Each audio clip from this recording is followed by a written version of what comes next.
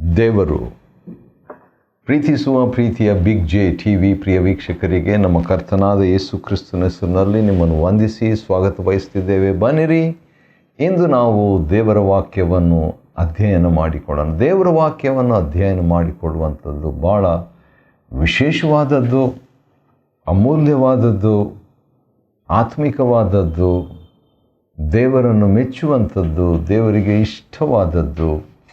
ಯಾಕಂತ ಹೇಳಿದರೆ ದೇವರ ವಾಕ್ಯಕ್ಕೆ ಆದ್ಯತೆಯನ್ನು ನಮ್ಮ ಜೀವನದಲ್ಲಿ ಕೊಡಬೇಕು. ಯಾಕಂತ ಹೇಳಿದರೆ ದೇವರ ವಾಕ್ಯ ದೇವರ ಮನಸ್ಸು. ದೇವರ ಮನಸ್ಸು ನಮ್ಮಲ್ಲಿ ಇದ್ದಾಗ ಏನಾಗ್ತದೆ ಅಂತ ಹೇಳ್ಬಿಟ್ಟು ನೋಡುವಾಗ ನಾವು ದೇವರಂತೆ ಯೋಚಿಸ್ಲಿಕ್ಕೆ ಪ್ರಾರಂಭ ಮಾಡ್ತೀವಿ. ದೇವರಲ್ಲಿದ್ದಂಥ ಮನಸ್ಸು ನಮ್ಮಲ್ಲಿ ಆ್ಯಕ್ಟಿವೇಟ್ ಆಗ್ತದೆ. ದೇವರಲ್ಲಿರುವಂಥ ವಿಶ್ವಾಸ ನಮಗೆ ಲಭ್ಯವಾಗ್ತದೆ. ದೇವರಲ್ಲಿದ್ದಂಥ ಒಂದು ತೀರ್ಮಾನ ನಾವು ಮಾಡಲಿಕ್ಕೆ ಪ್ರಯತ್ನ ಮಾಡ್ತೇವೆ. ದೇವರ ಚಿತ್ತವನ್ನು ನಾವು ಕಂಡುಕೊಳ್ಳುವುದಕ್ಕೆ ಸುಲಭವಾಗ್ತದೆ. ಆದುದರಿಂದ ಕೊಲೊಸ್ಸೆಯರಿಗೆ ಬರೆದ ಪತ್ರಿಕೆ 4ನೇ ಅಧ್ಯಾಯದಿಂದ ನಾವು ನೋಡಿಕೊಳ್ಳುವಂಥ ಒಂದು ವಿಷಯ, ದೇವರ ಚಿತ್ತವನ್ನು ಕಂಡುಕೊಳ್ಳಲು 10 ರಹಸ್ಯಗಳು, 10 secrets of knowing God's will.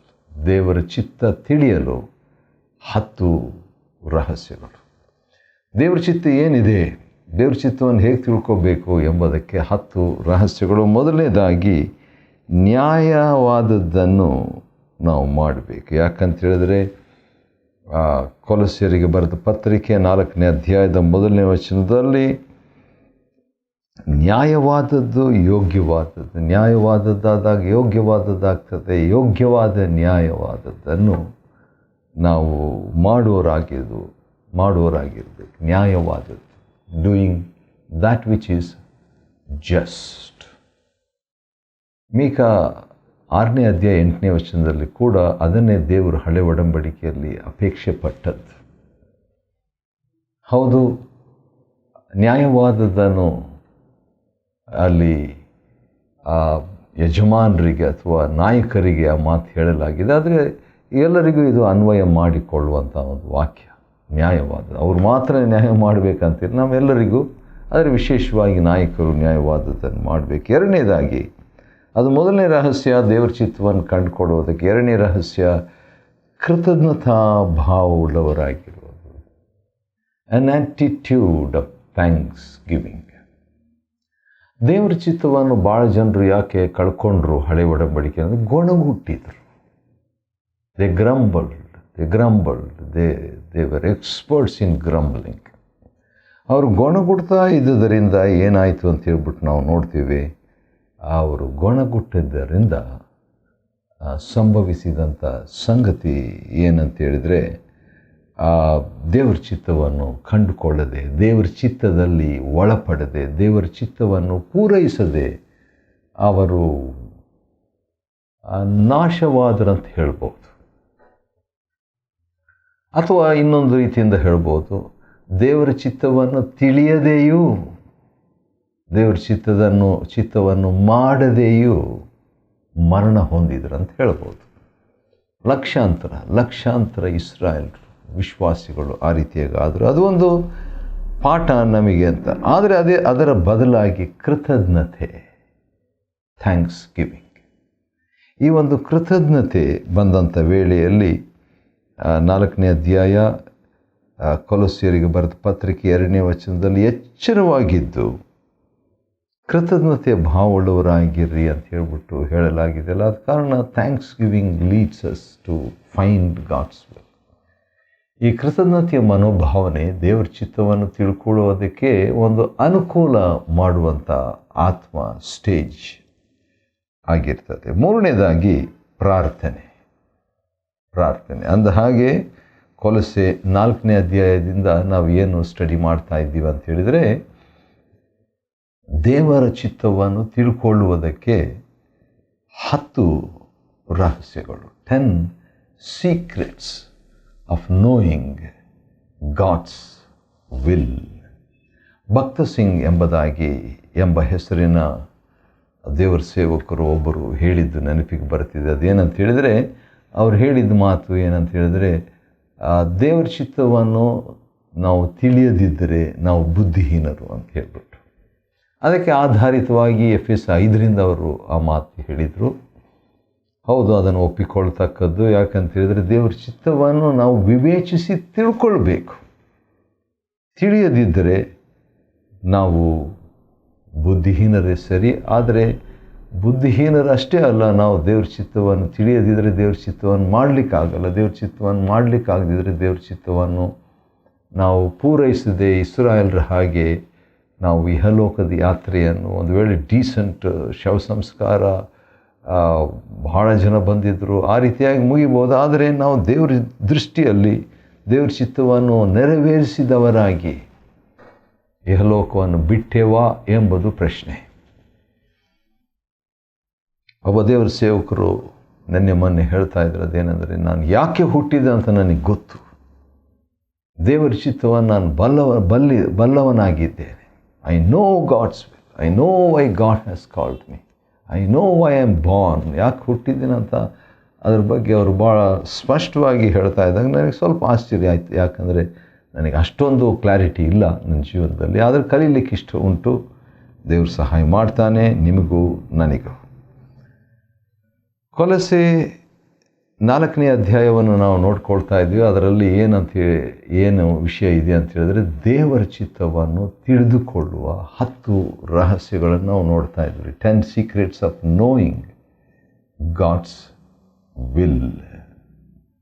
ದೇವರ ಚಿತ್ತವನ್ನು ನಾವು ತಿಳ್ಕೊಳ್ಬೇಕಾದ್ರೆ ಮೊದಲನೇ ರಹಸ್ಯ ನ್ಯಾಯವಾದದನ್ನು ಮಾಡಬೇಕು. 2ನೇ ರಹಸ್ಯ ನಾವು ಕೃತಜ್ಞತೆ ಭಾವವುಳ್ಳವರಾಗಿರಬೇಕು. 3ನೇ ರಹಸ್ಯ ಪ್ರಾರ್ಥಿಸುವವರಾಗಿರಬೇಕು. ಈ ಬಗ್ಗೆ ಪೌಲನು 4ನೇ ಅಧ್ಯಾಯ 3ನೇ ವಚನದಲ್ಲಿ, ಇದಕ್ಕೋಸ್ಕರವೇ ನಾನು ಅಂದರೆ ನಮಗೋಸ್ಕರವೂ ಪ್ರಾರ್ಥಿಸಿರಿ. ಪ್ರಾರ್ಥನೆ 2ನೇ ವಚನ, ಪ್ರಾರ್ಥನೆಯಲ್ಲಿ ನಿರತರಾಗಿರ್ರಿ. Continue in prayer.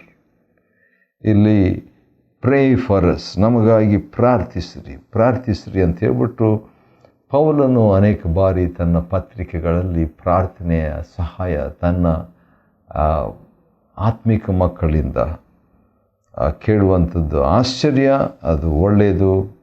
ಪ್ರಾರ್ಥನೆ ಮುಖಾಂತರ ತಂದೆ ಚಿತ್ತವನ್ನು, ದೇವರ ಚಿತ್ತವನ್ನು ತಿಳ್ಕೊಳ್ಳುವಂಥದ್ದು. ಅದು 3ನೇ ಸೀಕ್ರೆಟ್. 4ನೇದಾಗಿ ಸಮಯ, ಟೈಮ್.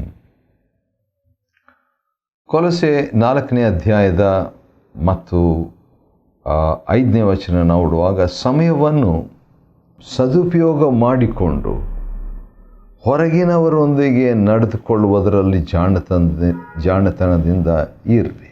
ಸಮಯವನ್ನು ಸದುಪಯೋಗ ಮಾಡಿಕೊಂಡು, ಸದ್ವಿನಿಯೋಗಿಸಿಕೊಂಡು, redeeming the time, saving the time, investing the time ಅಂದರೆ ಸಮಯವನ್ನು ವೆಚ್ಚ ಮಾಡುವುದು, ಅಥವಾ ಸಮಯವನ್ನು ಖರ್ಚು ಮಾಡುವುದಲ್ಲ, ಸಮಯವನ್ನು ವ್ಯರ್ಥ ಮಾಡುವುದಲ್ಲ, ವೆಚ್ಚ ಮಾಡುವಂಥದ್ದು.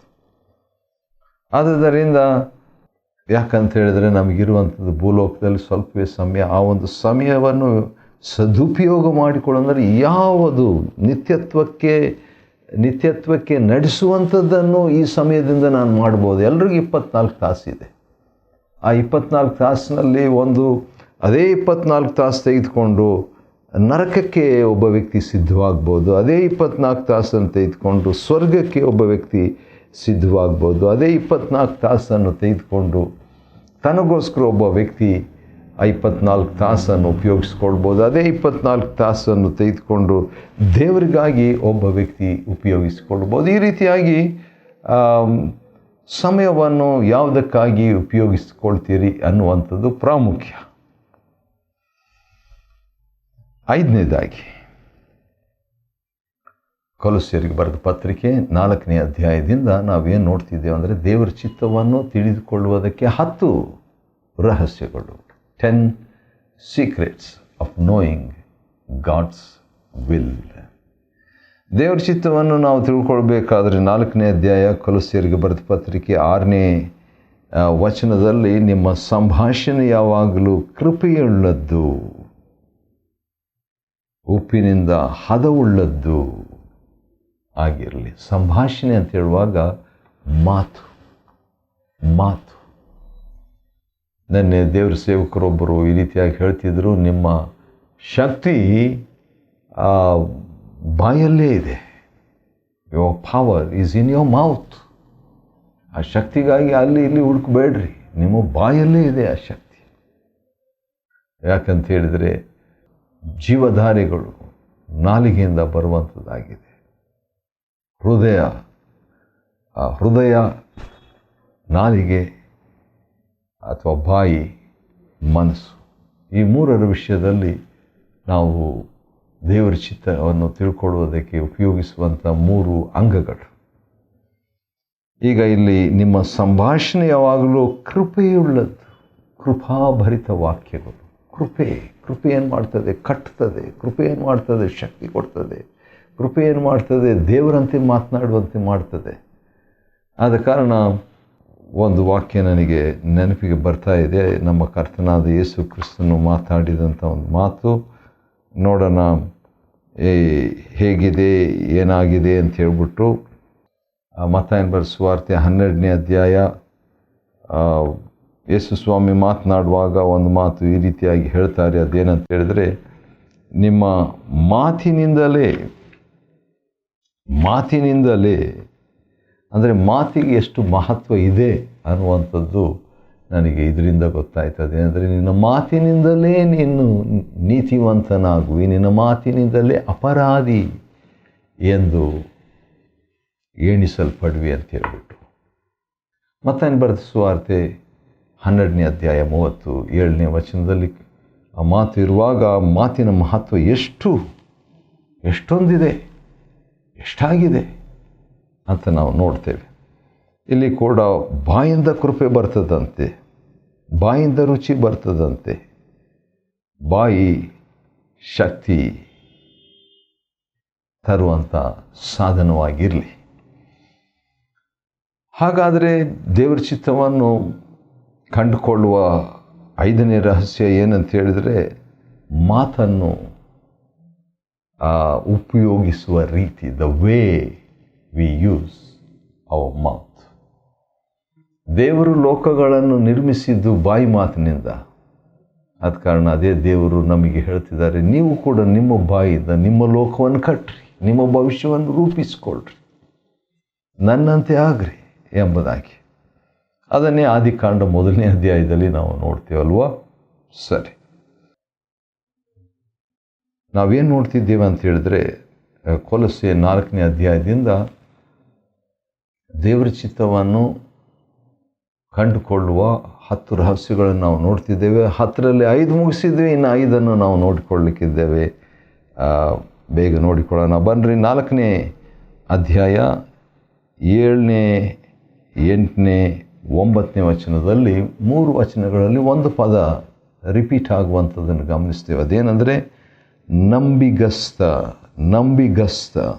ಎಂಬಂತ. 7ನೇ ವಚನ ನಂಬಿಗಸ್ತ, 9ನೇ ವಚನ ನಂಬಿಗಸ್ತ.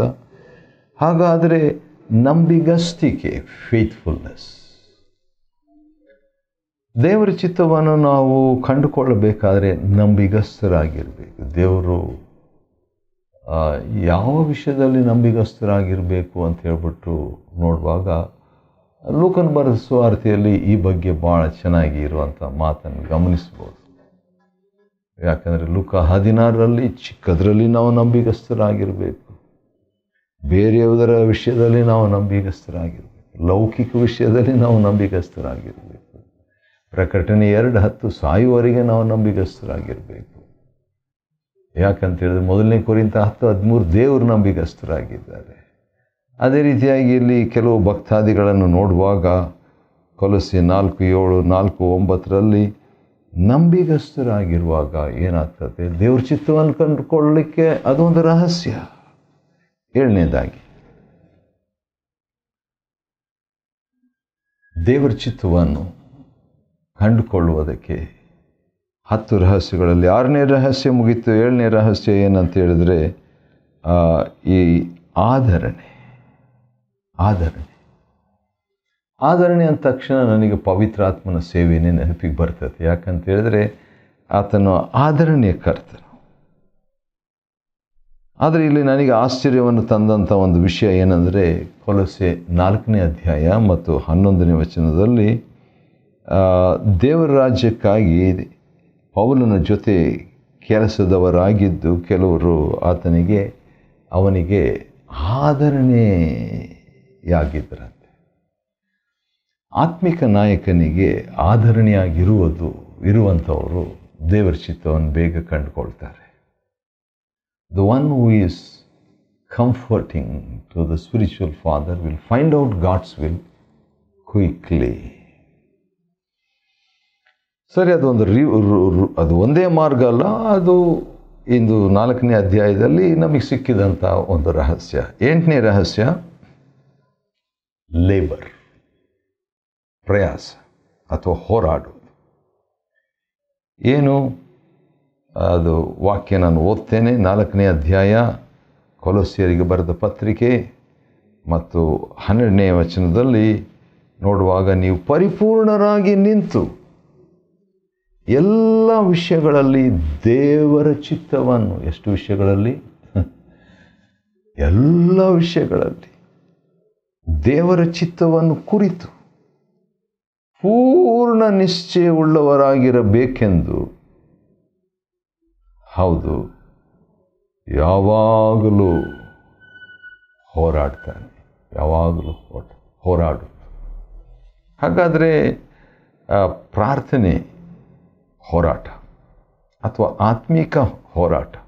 ದೇವ್ರ ಚಿತ್ತ ಸುಮ್ಮನೆ ದೇವರೇ ನಿನ್ನ ಚಿತ್ತವಿದ್ದರೆ ಮಾಡು ಅಂತ ಹೇಳ್ಬಿಟ್ಟು ಹಗರ ಪ್ರಾರ್ಥನೆ ಅಲ್ಲ, ಹೋರಾಟ.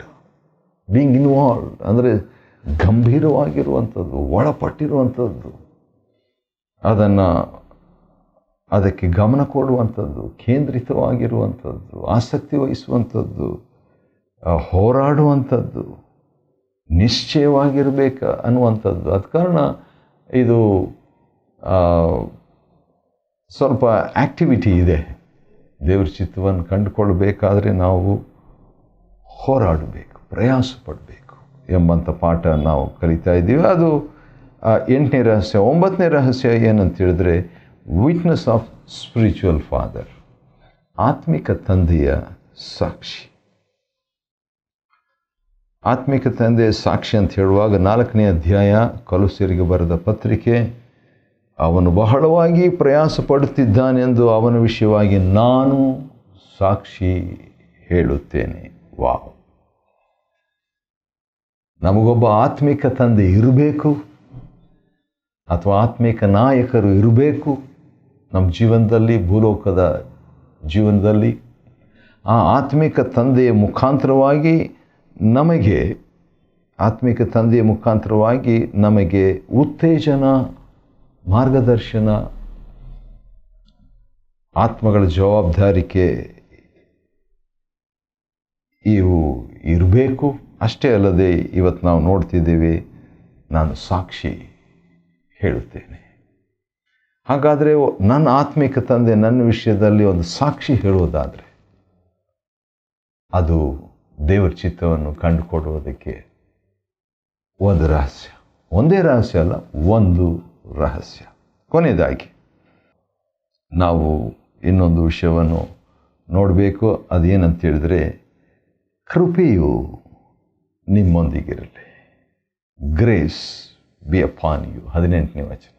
ಹಾಗಾದರೆ ಕೃಪೆ ನಮ್ಮೊಂದಿಗಿದ್ದರೆ ದೇವ್ರ ಚಿತ್ತವನ್ನು ನಾವು ಕಂಡುಕೊಳ್ತೀವಿ. Grace is with us, we will find God's will. ದೇವ್ರ ಚಿತ್ತ ಕಂಡುಕೊಳ್ತೇವ್ರಿ. ಆ ರೀತಿಯಾಗಿ ಕಂಡುಕೊಳ್ಳುವಂತೆ ದೇವರು ನಮ್ಗೆ ಸಹಾಯ ಮಾಡಲಿ. ಕೊಲೊಸ್ಸೆಯರಿಗೆ ಬರೆದ ಪತ್ರಿಕೆ 4ನೇ ಅಧ್ಯಾಯದಿಂದ ದೇವರ ಚಿತ್ತವನ್ನು ಕಂಡುಕೊಳ್ಳುವ 10 ರಹಸ್ಯಗಳನ್ನು ಅಧ್ಯಯನ ಮಾಡಿಕೊಳ್ಳುವಂತೆ ದೇವರು ಕೊಟ್ಟ ಕೃಪೆಗಾಗಿ ಆತನಿಗೆ ಸ್ತೋತ್ರವಾಗಲಿ. ದೇವರು ನಿಮ್ಮನ್ನು ಆಶೀರ್ವದಿಸಲಿ.